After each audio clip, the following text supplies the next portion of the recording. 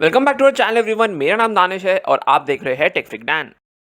दोस्तों, आप में से काफ़ी सारे लोगों के दिमाग में क्वेश्चन आएगा कि हमें एक 4G स्मार्टफोन खरीदना चाहिए या फिर एक 5G स्मार्टफोन के साथ फ्यूचर प्रूफ होना चाहिए। तो दोस्तों, मैं आपको ये बता दूं कि भले ही मुकेश अंबानी जी ने कहा हो कि जियो के साथ हमें 2021 के एंड तक 5G टेक्नोलॉजी इंडिया में मिल जाएगी, लेकिन रियलिटी ये है कि ये टेक्नोलॉजी जो है वो बहुत ही लिमिटेड एरिया में हमें मिलेगी स्टार्टिंग के कुछ मंथ्स तक। ऑल्सो जो उसका प्राइसिंग होगा वो बहुत ज़्यादा होगा। और गौर करने वाली बात यह है कि अभी तक कोई भी यहाँ पर ऑक्शन नहीं हुआ है 5G बैंड्स का। तो कौन से 5G बैंड्स में हमें इंडिया में वो स्पेक्ट्रम मिलेगा उसके बारे में राइट नाउ कोई क्लैरिटी ही नहीं है।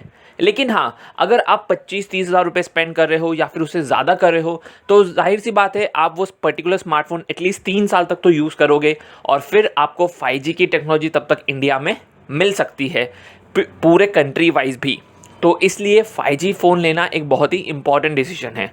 अभी अगर मैं करंटली मार्केट में देखूँ तो 20,000 to 30,000 हमें कौन से 5G फ़ोन्स मिलते हैं। एक है Moto G 5G, एक है V20 Pro और एक है सबका पसंदीदा OnePlus Nord। अब यहाँ पर दोस्तों, ये जो भी स्मार्टफोन्स अवेलेबल है करंटली या फिर इन अपकमिंग मंथ्स 1-2 मंथ में आने वाले हैं, उन सभी स्मार्टफोन्स में एक चीज़ आपको देखनी चाहिए जो मेरे हिसाब से काफ़ी सारे लोग आप में से नहीं जानते हैं, और वो है कि कौन से बैंड्स ये सपोर्ट करते हैं। फॉर एग्जाम्पल, अगर आप एक 5G स्मार्टफोन खरीदने की सोचोगे 30,000 के अंदर, तो ऑनलाइन OnePlus Nord सबसे ज़्यादा अच्छा ऑप्शन आपको दिखेगा।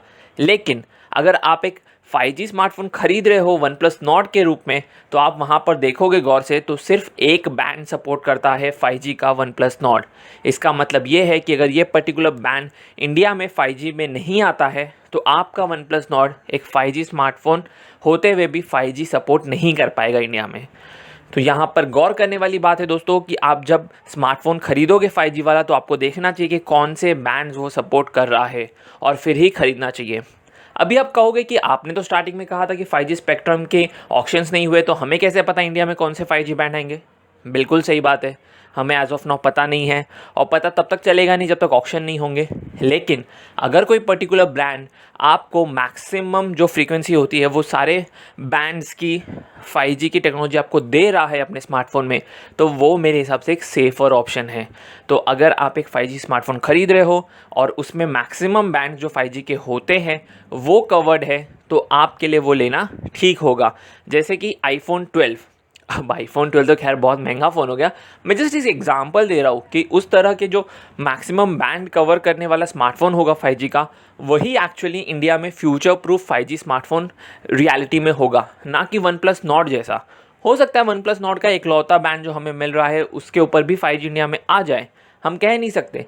लेकिन अगर नहीं आया तो फिर सिर्फ 5G के चक्कर में जो आप एक्स्ट्रा पैसे डालकर एक स्मार्टफोन खरीद रहे हो वो आपके वेस्ट हो जाएंगे।